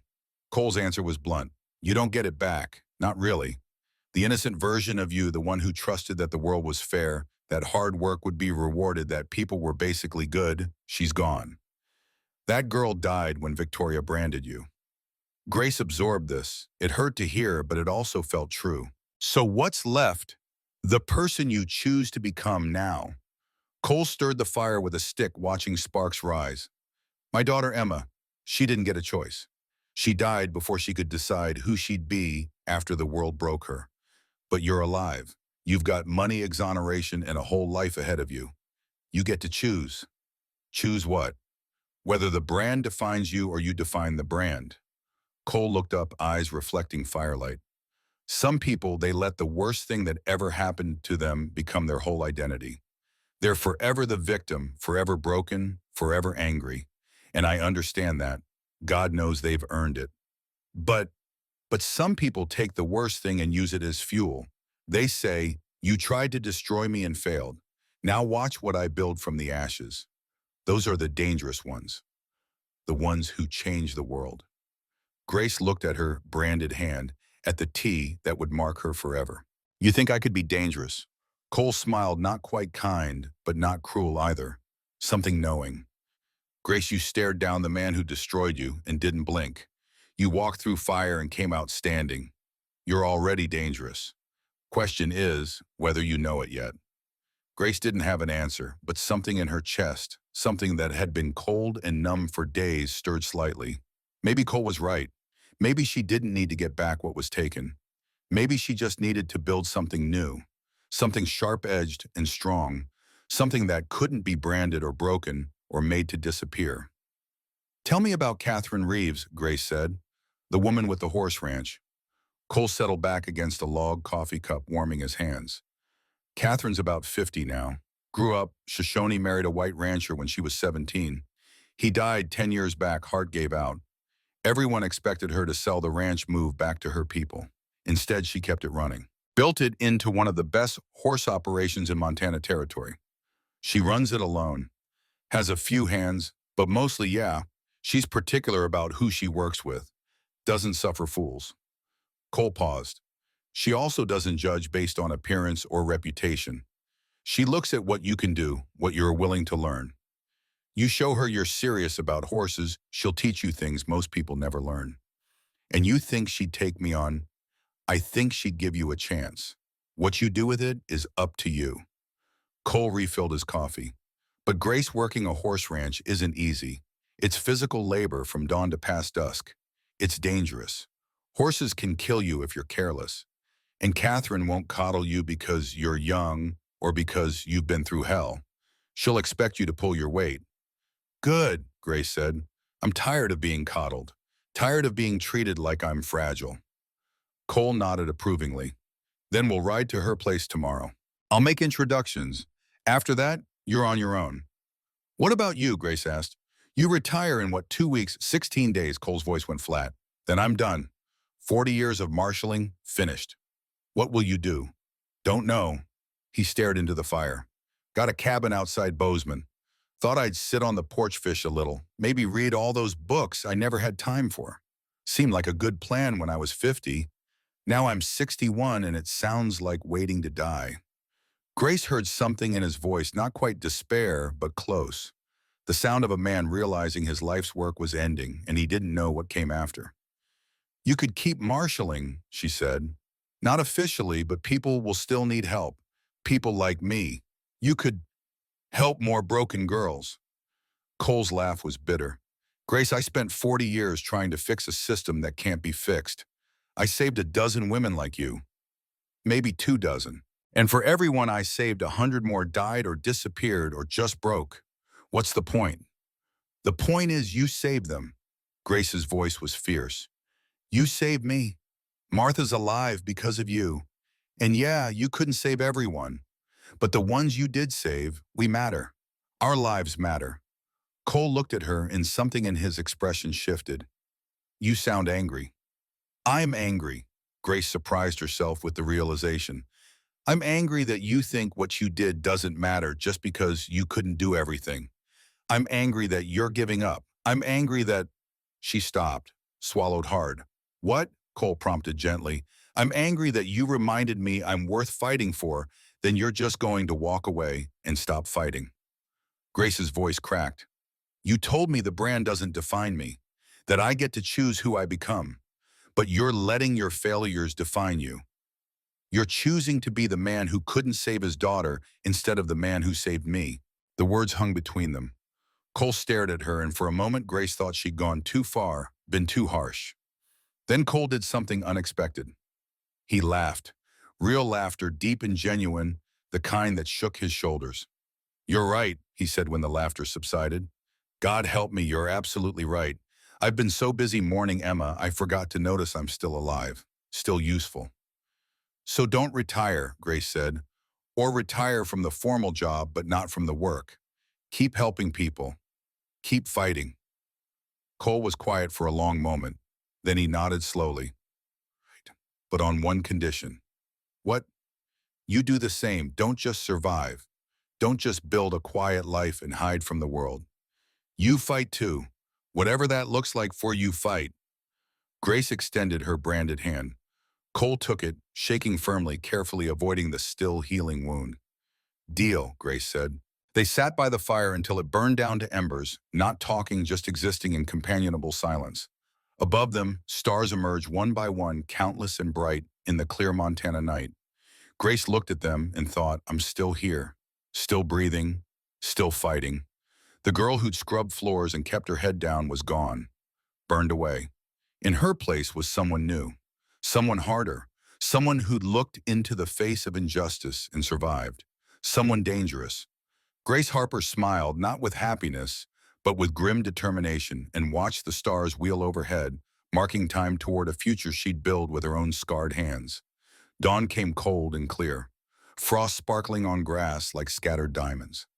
Grace woke with her back aching from sleeping on hard ground, and her branded hand throbbing in rhythm with her heartbeat.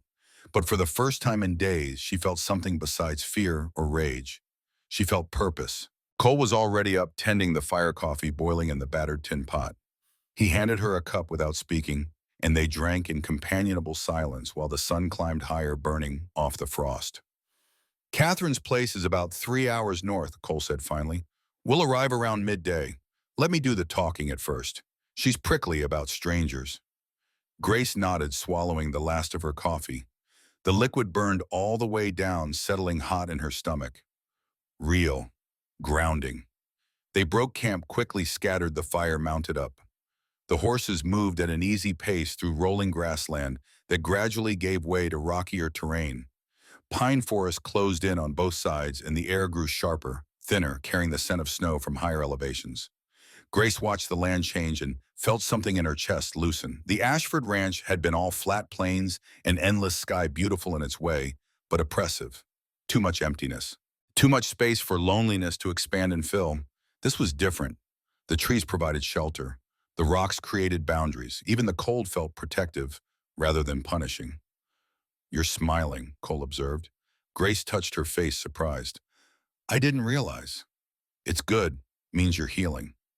Cole adjusted his hat against the sun. Not just the hand. Everything. Grace flexed her branded palm experimentally. The pain had dulled to a constant ache rather than sharp agony. The flesh was knitting together, though the scar would be raised permanent, unmistakable. Does it ever stop hurting, she asked. Not just physically, but the memory of it, Cole finished. Eventually, perfectly, not completely, but enough. Time doesn't heal wounds so much as it teaches you to carry them better. They rode another hour before Grace spoke again. Your daughter, Emma, how long before you could think about her without 10 years, Cole said bluntly. 10 years before I could say her name without my throat closing up. Another 5 before I stopped seeing her face in every young woman I met. And even now, he paused, even now sometimes I'll hear a laugh that sounds like hers or smell bread baking the way she used to make it, and it's like she died yesterday. Grace absorbed this. 20 years of grief. She tried to imagine carrying pain that long and couldn't quite manage it. But you kept working, she said, kept helping people. Because the alternative was putting a gun in my mouth. Cole's voice was matter-of-fact, not melodramatic. Work gave me a reason to wake up. Helping people like you gave Emma's death meaning. It wasn't much, but it was enough. Grace understood. She'd need her own version of that something to wake up for something to give the brand meaning beyond just marking her as a victim. Maybe horses would be that thing. Maybe not. But she'd find out. The Reeves Ranch appeared gradually, first a fence line well-maintained and strong, then a barn larger than Grace expected, built from solid timber with a shake roof that looked new, then a house modest but sturdy, smoke rising from the chimney, and everywhere horses, in corrals and pastures in the barn, visible through open doors. At least 30 animals, maybe more, ranging from massive draft horses to small, quick quarter horses, to a few that looked like Indian ponies, compact, hardy, intelligent. Grace's breath caught. She'd worked around horses at the Ashford Ranch, but those had been work animals' tools. These were different. Even from a distance, she could see they were cared for, valued, treated as partners rather than property. A woman emerged from the barn as they approached. Tall, maybe 5'8", with iron gray hair pulled back in a severe braid. She wore men's pants, a work shirt, and boots that had seen years of hard use. Her face was weathered lines carved deep around eyes that assessed Cole and Grace with the same calculating intelligence Grace had seen in good horses. Catherine Reeves. Marshall Bennett. Catherine's voice was low, slightly raspy, the voice of someone who didn't waste words. Didn't expect to see you again. Thought you were retiring. I am. 16 days. Cole dismounted and Grace followed his lead. Got a favor to ask first. Catherine's gaze shifted to Grace, lingering on the bandaged hand, the way Grace held herself spine straight, despite exhaustion, eyes meeting hers without flinching. This the favor. This is Grace Harper. She needs work, needs training. Thought you might take her on. Catherine circled Grace, slowly appraising her like she might appraise a horse. Grace forced herself to stand still, to not react, even when Catherine's inspection made her skin crawl with the memory of being displayed in the Ashford yard. You work with horses before? Catherine asked. Some. Kitchen work mostly, but I helped with foaling once. Calmed a mare when the stable hand was drunk and the veterinarian was delayed. The mare live? Yes, so did the foal. Catherine's expression didn't change, but something in her eyes sharpened with interest. You afraid of horses? No. Should be. Horses kill more people than rattlesnakes. Kick your skull and crush you against a fence bolt and break your neck. You respect that. I respect anything that can kill me, Grace said. Doesn't mean I'm afraid of it. Catherine made a small sound, might have been approval, might have been skepticism. What's wrong with your hand? Grace unwrapped the bandage slowly, deliberately, held up her palm so the branded T caught the sunlight. Catherine stared at it for a long moment. Her expression didn't change, but her voice dropped lower. Who did that to you? Victoria Ashford. For a theft I didn't commit. And now the real thief was arrested yesterday, along with his accomplice. I've been cleared. Grace met Catherine's eyes. But the mark stays. So does everyone's judgment, which is why I'm here. I need to learn something that doesn't require people trusting me. Something where my work speaks louder than their opinions. Catherine looked at Cole. This true, she's cleared. Completely. Got written exoneration from Victoria herself. Grace was framed. The people responsible are in custody awaiting trial. Catherine turned back to Grace. So why horses? Why not take your clearing and move to California, start fresh where nobody knows you? Because running feels like letting them win, Grace said, and because horses don't care about brands or reputations. They care if you're calm, if you're consistent, if you understand them. I'd rather be judged by horses than people. For the first time, Catherine's expression shifted. Not quite a smile, but something close. All right, trial basis, 1 month. You work dawn to dusk. You do what I say when I say it, no questions. You sleep in the bunkhouse. It's basic but clean. Food's provided. No pay for the first month, just room and board. After that, if you're worth keeping, we negotiate wages. That's fair, Grace said. No, it's not. It's me seeing if you'll quit when the work gets hard. Most people do. Catherine gestured toward the barn. We start now. You know how to muck a stall? Yes. Good. 30 stalls need mucking before sunset. Tools are in the tack room. Manure goes in the pile behind the south fence. Don't mix old straw with new. Questions. Grace had 1,000 questions. About the horses, about the ranch, about what she'd actually be learning. But Catherine had said no questions, and Grace understood a test when she saw one. No questions. Then get to work. Grace handed her horse's reins to Cole, squeezed his shoulder once in silent thanks, and headed for the barn. Behind her, she heard Catherine say something to Cole in a low voice, heard Cole's rumbled response, but couldn't make out words. It didn't matter. She was here. She had a chance. That was enough. The barn was clean, well-organized, and full of the warm smell of horses and hay. Grace found the tools, pitchfork, wheelbarrow, shovel, and started on the first stall. The work was hard, harder than scrubbing floors. Each stall took 20 minutes if she moved efficiently, and her branded hands screamed protest with every forkload of soiled straw. By the fifth stall, her back was cramping. By the 10th, her shoulders burned. She didn't stop. She'd spent 3 years being invisible, being convenient, being someone who could be used and discarded without consequence. This was different. This was choosing to break her own body through honest work, choosing to prove herself through capability rather than compliance. By the time she finished the 15th stall, the sun was westering. Grace's hands were blistered, her clothes soaked with sweat despite the cold. She'd long since shed her coat, working in just her dress, modesty forgotten in the face of physical exhaustion. She was starting on the 16th stall when a shadow fell across the doorway. Catherine stood there, arms crossed, expression unreadable. "You're slow." Grace wiped sweat from her forehead with her forearm. "Yes. You're favoring your branded hand. That'll cause problems with balance." "I know. And you didn't stop for water or food, which is stupid. Dehydration makes you clumsy. Clumsy gets you hurt." Grace straightened, pitchfork in hand. "Are you here to tell me I failed?" "I'm here to tell you to take a break." Catherine tossed her a canteen. "Drink, eat something. There's bread and cheese in the tack room. Then finish the last 15 stalls. If you're not done by full dark, you sleep out here with the horses." She turned to leave, then paused. "And Grace, you did all right. Most people don't make it past 10 stalls before finding excuses to quit." Then she was gone, leaving Grace alone with 30 horses and the strange, unfamiliar feeling of having earned someone's grudging respect.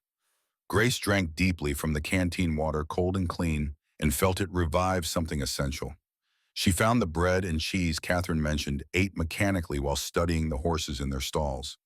They were magnificent, each one different colors ranging from pure white to black, as midnight builds from compact and agile to massive and powerful.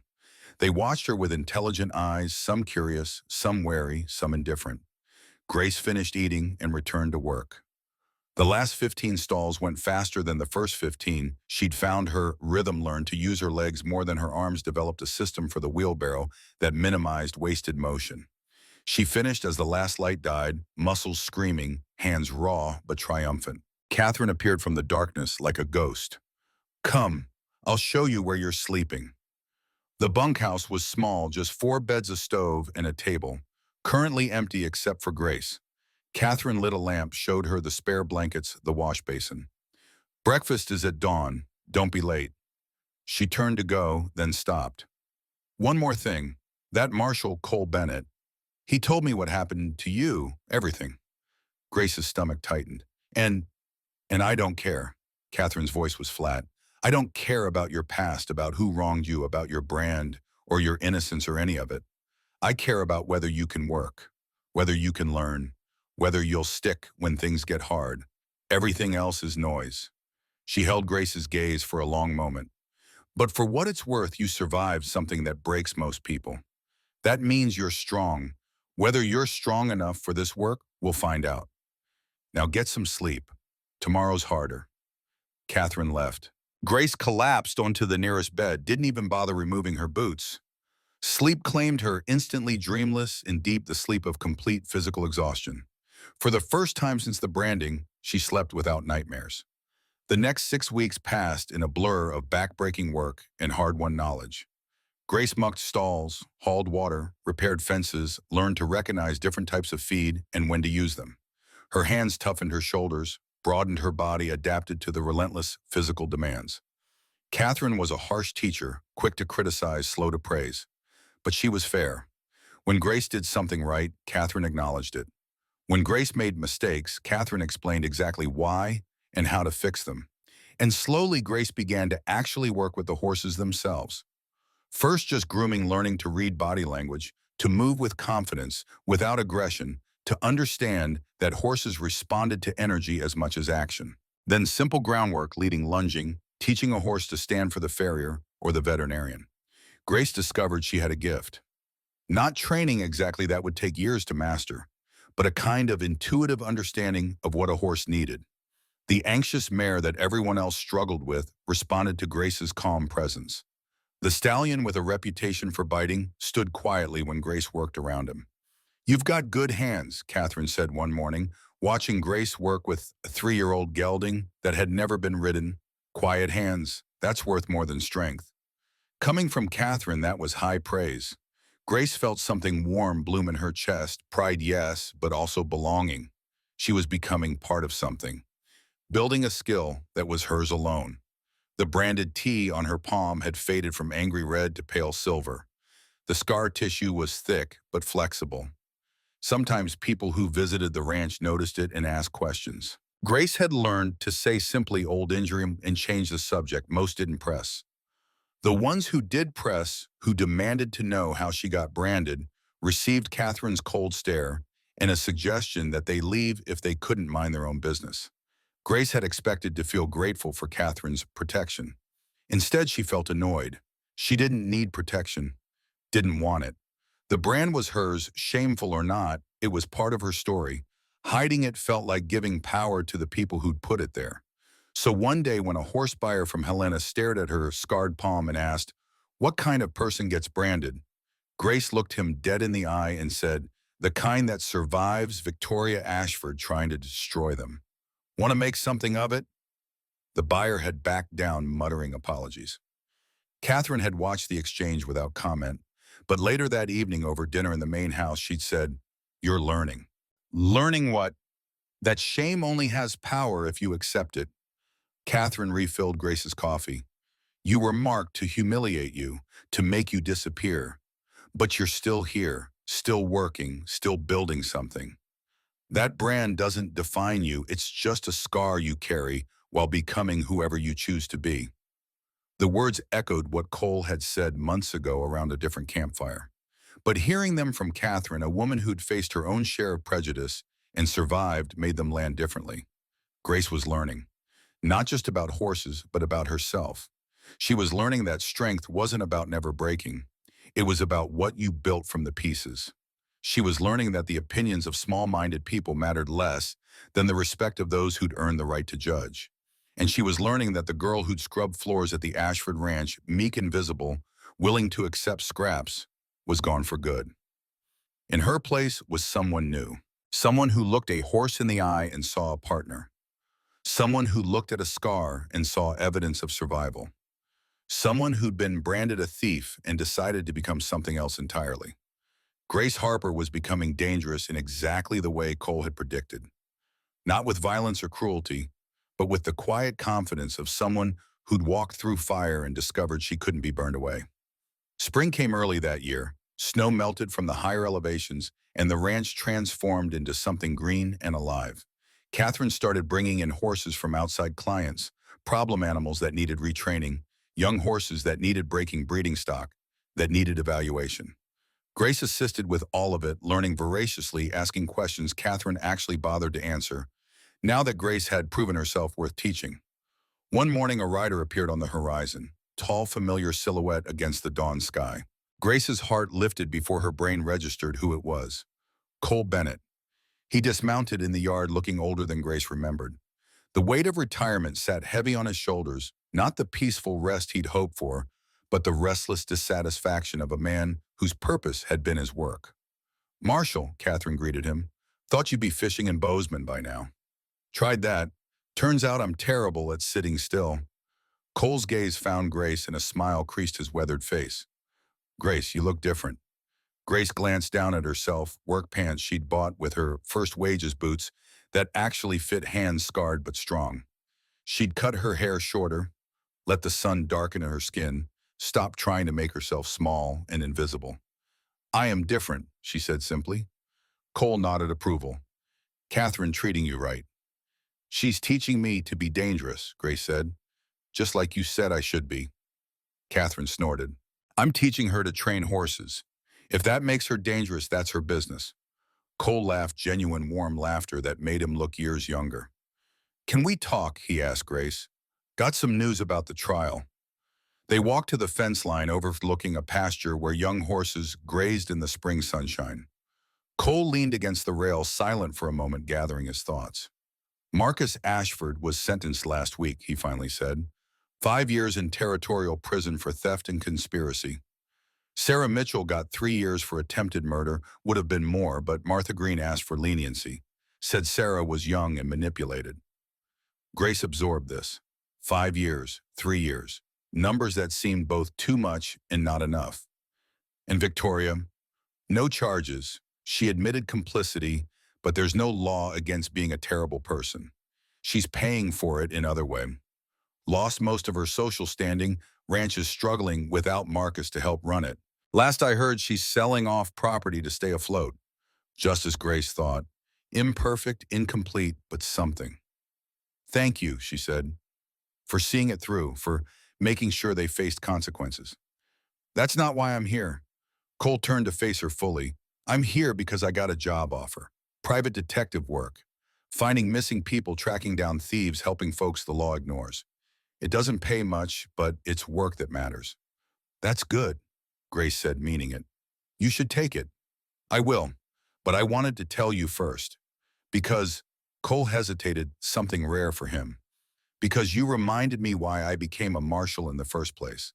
Not for the badge or the pension, but to help people nobody else would help. I'd forgotten that. Spent 20 years enforcing laws that protected property more than people. You made me remember what actually matters. Grace's throat tightened. I didn't do anything. You survived. And you didn't let survival make you bitter or small. That's doing something. Cole pulled an envelope from his coat. This is for you, from Victoria. She's been sending them monthly. Grace took the envelope, confused. Inside was a banknote for $200 and a short letter in Victoria's precise handwriting. Miss Harper, this is the 7th installment of what I owe you. The money cannot repair what I destroyed, but it is all I can offer. I hope you are building a life worth living. I think about you often, about what I did, about the kind of woman I became in order to protect my son from consequences he earned. I will carry that shame until I die. I don't ask forgiveness. I don't deserve it. I only hope that somewhere you are happy, Victoria Ashford. Grace reread the letter twice, tried to feel satisfaction at Victoria's obvious guilt, her social fall, her loss. Felt only a distant, disconnected observation that justice had been served in its own strange way. She sends these every month, Grace asked. Like clockwork, $200 and a letter. I've been holding them for you to waiting until you were settled enough to decide what to do with them. Grace looked at the banknote. $200 monthly for 7 months was $1,400.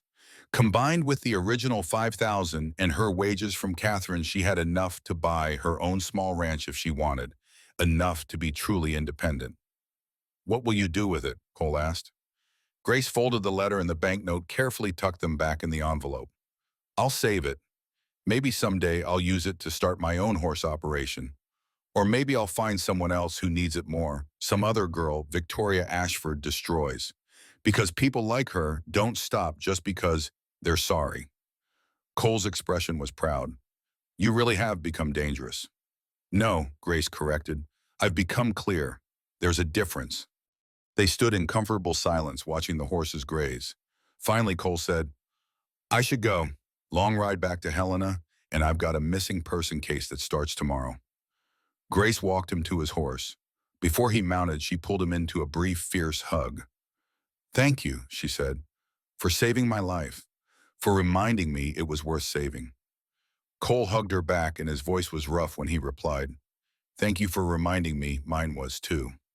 He rode away without looking back, and Grace watched until he disappeared over the horizon.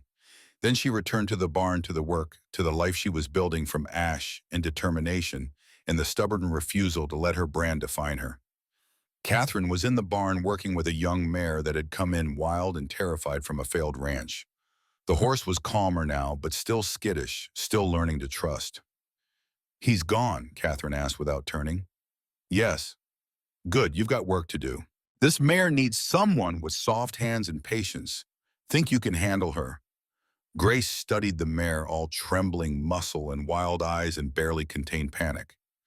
She saw herself in that horse, broken by cruelty, wary of kindness, still learning that not every hand would hurt. I can handle her, Grace said. She stepped into the round pen, moving slowly, breathing steadily, projecting calm. The mare's ears swiveled toward her tracking movement. Grace didn't approach directly, just stood, just existed, just showed the mare that presence didn't automatically mean pain. After 10 minutes, the mare took one tentative step toward her. After 20, another step. After an hour, the mare stood close enough for Grace to reach out and touch her nose. Grace kept her hands steady, palm up, letting the mare decide. The mare's soft muzzle brushed against Grace's branded palm. The T that had marked her as a thief, as something shameful, as something less than human. And Grace understood in that moment exactly what the brand had become. Not a mark of shame, not evidence of someone else's cruelty, but proof she'd survived, proof she'd rebuilt, proof that being broken didn't mean staying broken. The mare exhaled warm breath against Grace's scarred hand and took another step closer. Grace smiled. She was home.